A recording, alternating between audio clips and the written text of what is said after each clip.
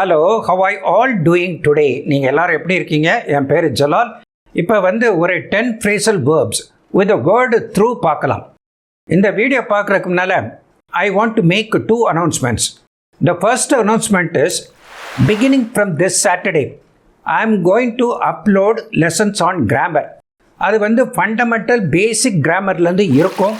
அதனால் basic level பீப்புளும் grammar பழகணும் அப்படின்ட்டு ஆசை உள்ள பீப்புள், ஸ்டூடெண்ட்ஸு, எக்ஸாமுக்கு போகிறவங்க, இதெல்லாம் அதை பார்த்தீங்கன்னா உங்களுக்கு பெனிஃபிஷியலாக இருக்கும் அப்படின்னு சொல்லிக்கிறேன். இது நிறைய பேர் ரிக்வஸ்ட் பண்ணதுனால நான் இப்படி செய்கிறேன். மற்ற நாட்களில் மற்ற ஜென்ரல் வீடியோஸு போடுறேன். அதனால் all levels of people can watch my videos அப்படின்ட்டு சொல்லிக்கிறேன். Second announcement is, in the first week of May, I am going to publish a book on the PDF forms with the season 1 lessons. PDF forms given under the season 1 lessons. அது first week of Mayல இருக்கும். அது நல்ல quality பிரிண்டில் இருக்கும். So அந்த printing காஸ்ட்டுக்கு மட்டும் நான் சும்மா ஒரு நோமினல் அமௌண்ட்டு நான் சார்ஜ் பண்ணுறேன். அந்த பிரிண்டட் ஃபார்ம்லேயும் இருக்கும், இபுக்லேயும் இருக்கும். அதில் அந்த வீடியோனுடைய ரெஃபரன்ஸும் இருக்கும். அதை கிளிக் பண்ணி நீங்கள் வீடியோவும் பார்த்துக்கலாம். ஸோ இந்த வீடியோவும் பார்த்துக்கிட்டு இந்த புக்கையும் படிச்சிங்கன்னா உங்கள் இங்கிலீஷு பெர்ஃபெக்டாக நல்லா இருக்கும் அப்படின்னு சொல்லிக்கிறேன். மற்ற சீசனில் உள்ள பிடிஎஃப் ஃபார்மும் அது பிறகு சப்சிக்வெண்ட்டாக நம்ம பிரிண்ட் பண்ணி உங்களுக்கு நான் கொடுக்குறேன். பிரிண்ட் பண்ணி கொடுக்குறேன், இபுக் ஃபார்ம்லேயும் கொடுக்குறேன். ஸோ இதுதான் 2 announcements I want to make for the benefit of every one அப்படின்னு சொல்லிக்கிறேன். Now let's get started with today's lesson on 10 phrasal verbs with a word through. வாங்க பார்க்கலாம்.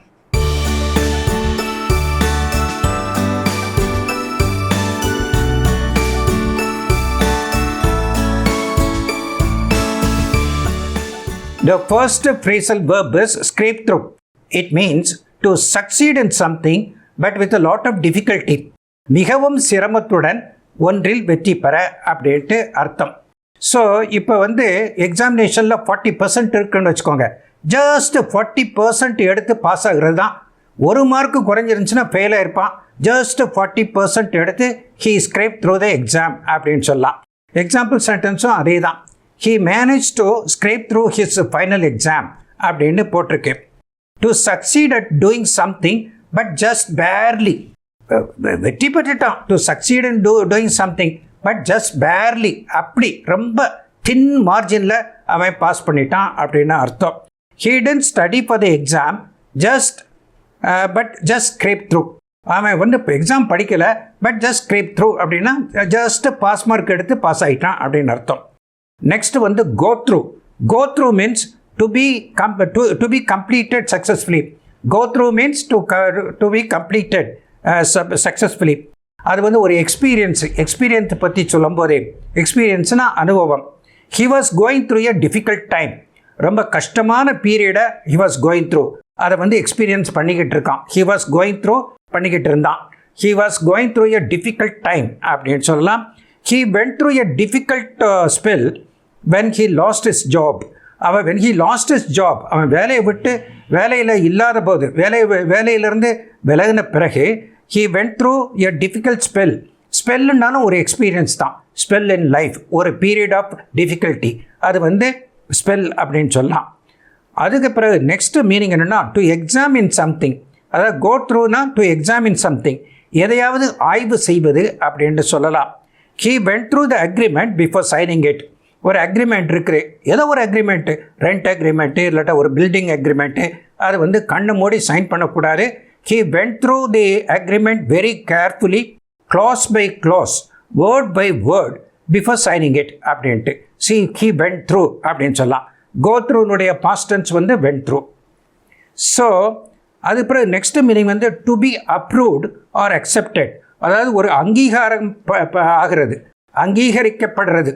அது எப்படின்னா, பார்லிமெண்ட்டில் ஒரு பில் பாஸ் பண்ணுறாங்க, ஒரு எனாக்ட்மெண்ட் கொண்டு வராங்க, ஒரு லா பாஸ் பண்ணுறாங்கன்னு வச்சுக்கோங்க. பில்லு முதல்ல பாஸ் பண்ணி அது லாவாகும் பார்லிமெண்ட்டில். So the bill went through the parliament and became a law அப்படின்னு சொல்கிறாங்க.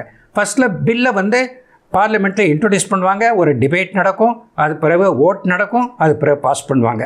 அதுதான் bill went through the parliament and became a law அப்படின்னு சொல்லலாம். The amendment also went through. அமெண்ட்மெண்ட்னா அதில் உள்ள திருத்தங்கள், அந்த சட்டத்தில் உள்ள திருத்தங்கள் ஆல்சோ வென்ட் த்ரூ அப்படின்னு சொல்லலாம்.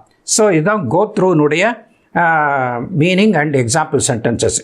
Next phrasal verb is get through. Get த்ரூனா ஒரு எக்ஸாமினேஷன் இருக்குது, அதில் பாஸ் ஆகிட்டிங்கன்னா you got through the exam அப்படின்னு சொல்லலாம். அதுதான் simple example. If you get through an examination or get through you pass it, you pass பண்ணிடுறீங்க அப்படின்னு அர்த்தம். I got through the exam with great difficulty. ரொம்ப கஷ்டப்பட்டு I got through the exam, எக்ஸாமில் pass பண்ணிட்டேன் அப்படின்னு சொல்கிறீங்க. If you get through to someone you succeed in contacting them on phone. ஃபோனில் நீங்கள் எடுத்து பேசுகிறீங்க, பேசும்போதெல்லாம் அவர் கிடைக்க மாட்டேங்காரு, ஃபோன் அடிச்சுக்கிட்டே இருக்குது, அவர் பிக்கப் பண்ண மாட்டேங்காரு, இல்லாட்ட டெட்டாக இருக்குது, அவரை கான்டாக்டே பண்ண முடியல. Finally you got through to him, அது பிக்கப் பண்ணிட்டாரு அப்படின்ட்டு. அதுக்கும் கெட் த்ரூ யூஸ் பண்ணலாம். I been trying to ring up all day long but I couldn't get through. நாள் முழுவதும் நான் ரிங்கப் பண்ணிக்கிட்டே இருக்கேன், but I didn't get through, அவனை நான் ரீச் பண்ணவே முடியலை அப்படின்னு சொல்கிறீங்க. ஸோ பாஸ் பண்ணுறதுக்கும் சொல்லலாம், ஒரு டெலிஃபோனில் ரீச் பண்ணுறதுக்கும் அண்ட் கெட் த்ரூங்கிற வேர்டை யூஸ் பண்ணலாம், ஃப்ரேசல் வேர்பை யூஸ் பண்ணலாம். Next break through. பிரேக் த்ரூங்கிறதே to achieve success, make a discovery especially after lengthy efforts, a significant development or discovery especially in science. அதாவது சயின்ஸில் ஒரு பிரேக் த்ரூ பண்ணுறாங்க அப்படின்னா ஒன்று புதுசாக கண்டுபிடிச்சிட்டாங்க. அது எப்படி கண்டுபிடிக்கிறாங்கன்னா ஈஸியாக இல்லை, ரொம்ப கஷ்டப்பட்டு லேபில் செக் பண்ணி எக்ஸ்பெரிமெண்ட் பண்ணி அது பிறகு டெஸ்ட்டு பண்ணி அது பிறகு கண்டுபிடிக்கிறாங்க பிரேக் த்ரூ. அப்படித்தான் வேக்சினும் கண்டுபிடிச்சாங்க, corona virus vaccine. Corona virus ஒரு 6 or 7 months there was no vaccine at all. Finally they broke through, scientist கண்டுபிடிச்சிட்டாங்க. அதுதான் பிரேக் த்ரூ அப்படின்னு பேர், ஒன்று கண்டுபிடிக்கிறது. Next phrasal fall through. Fall த்ரூனா if an agreement or plan deal falls through it fails to happen. ஒரு agreement இருக்குது, 2 பேரும் பேசுகிறீங்க, அக்ரிமெண்ட்டை போடுறீங்க, அதுக்கு பிறகு டிஸ்கஸ் பண்ணுறீங்க, ஒவ்வொரு க்ளாஸ் பை க்ளாஸாக டிஸ்கஸ் பண்ணுறீங்க. உங்களுக்கு 2 பேருக்குள்ள கொஞ்சம் ஒரு சின்ன 2-3 க்ளாஸில் ஒரு ஒப்பந்தம் இல்லை, ஒரு 2 பேரும் சம்மதிக்க மாட்டேங்கிங்க. பிறகு என்ன சொல்கிறது, த அக்ரிமெண்ட் ஃபெல் த்ரூ, அது ஃபெயில் ஆயிடுச்சு. அந்த அக்ரிமெண்ட்டை போட்டும் அது ஃபெயில் ஆயிடுச்சு, அதுக்கு ஃபெல் த்ரூ அப்படின்னு சொல்லலாம். So they wanted to reconstruct the building. ஒரு பழைய பில்டிங் இருக்குது, ரீகன்ஸ்ட்ரக்ட் பண்ணணுன்னு பார்க்குறாங்க. ஃப்ளாட் ஓனர்ஸ்லாம் சேர்ந்து ஒரு ப்ரொமோட்டரை, ஒரு பில்டிங் ப்ரொமோட்டரை என்கேஜ் பண்ணுறாங்க. ஆனால் ஒரு அக்ரிமெண்ட் போடுறாங்க, மெமரண்டம் ஆஃப் அண்டர்ஸ்டாண்டிங் பண்ணுறாங்க. இதெல்லாம் தெரிஞ்சுக்கோங்க, மெமரண்டம் ஆஃப் அண்டர்ஸ்டாண்டிங், அக்ரிமெண்ட்டு, அதுக்கு பிறகு இப்படியெல்லாம் இருக்குது. ஸோ அதை அவங்களுக்குள்ள ஒத்து போகலை, இட் ஃபெல் த்ரூ அப்படின்னு சொல்லலாம். ஸோ இட் ஃபெல் த்ரூ அப்படின்னா அது ரீச் ஆகலை, ஃபெயிலியர் ஆயிடுச்சு, அந்த அக்ரிமெண்ட்டு ஃபெயிலியர் ஆயிடுச்சு. Next phrase phrasal verb follow through அப்படின்ட்டு. நீங்கள் கிரிக்கெட் ஆடியிருந்தீங்கன்னா தெரியும், டென்னிஸ் ஆடினா தெரியும். அப்படி ஒரு பாலை ஸ்மாஷ் பண்ண பிறகு அந்த பேட்டை அதோடு நிறுத்திடக்கூடாது, அடிச்சுட்டு அப்படியே கொண்டு போகணும், அப்படியே ஃபாலோ த்ரூ பண்ணணும். அப்போ தான் அந்த ஃப்ளூவெண்ட்டாக அந்த ஸ்ட்ரோக்கு வரும், அடுத்த பால் எடுக்கிறதுக்கு நீங்கள் ப்ரிப்பேர்டாக இருப்பீங்க. ஸோ அதுதான் ஃபாலோ த்ரூ அப்படின்ட்டு பேர். அந்த கிரிக்கெட் கோச்சோ டென்னிஸ் கோச்சோ அப்படி தான் சொல்லி ஹிட் பண்ணி ஃபாலோ த்ரூ பண்ணணும் அப்படிம்பாங்க. ஸோ தட் இஸ் நீங்கள் ஆடி இருந்தீங்கன்னா தெரியும். ஸோ அதுக்கு சொல்லலாம். அது மட்டும் இல்லாமல் ஏதாவது ஒன்று தொடர்ந்து முடியும் வரை அது கொண்டு போகணும்.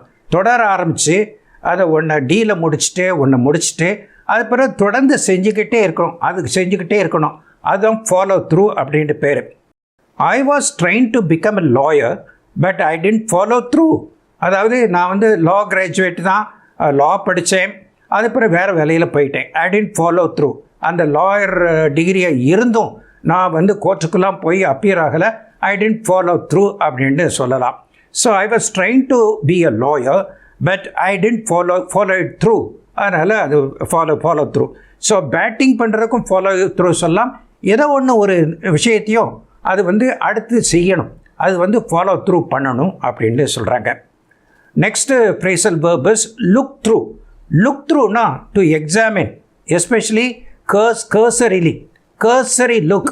ஆர் கர்சரி கிளான்ஸ்னா அப்படி மேலோட்டமாக, ரொம்ப டீப்பாக இல்லாமல் மேலோட்டமாக, அதுதான் லுக் த்ரூ.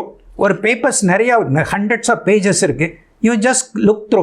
இல்லாட்ட மார்னிங்கு நியூஸ் பேப்பர் படிக்கணும், உங்களுக்கு நேரம் இல்லை, மற்ற எத்தனையோ வேலைகள் இருக்குது, காலையில் எல்லாருமே பிஸி தான். So you look through the news paper அப்படின்ட்டு சொல்லலாம். அதாவது அப்படி ஒரு மேலோட்டமாக பார்த்துக்கிட்டே போகிறீங்க, அதுதான். ஸோ அதை எக்ஸாமின் பண்ணுறது தான், ஆனால் அவசரமாக ஒரு மேலோட்டமாக பார்க்குறீங்க.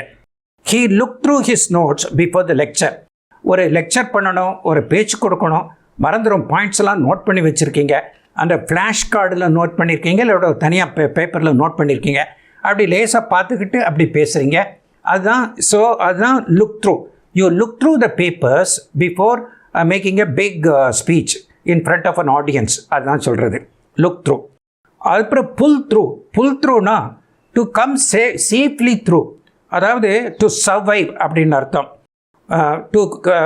To come safely through a crisis, ஒரு நெருக்கடி சுச்சுவேஷன். கிரைசிஸ்னால் ஒரு நெருக்கடி சுச்சுவேஷன்லேருந்து மீண்டு வர்றது, இல்லாட்ட இல்னஸ்னால் ஒரு சுகமில்லாமல் இருக்கிறது, அதுலேருந்து மீண்டு வருது, அது புல் த்ரூ அப்படின்னு சொல்லலாம்.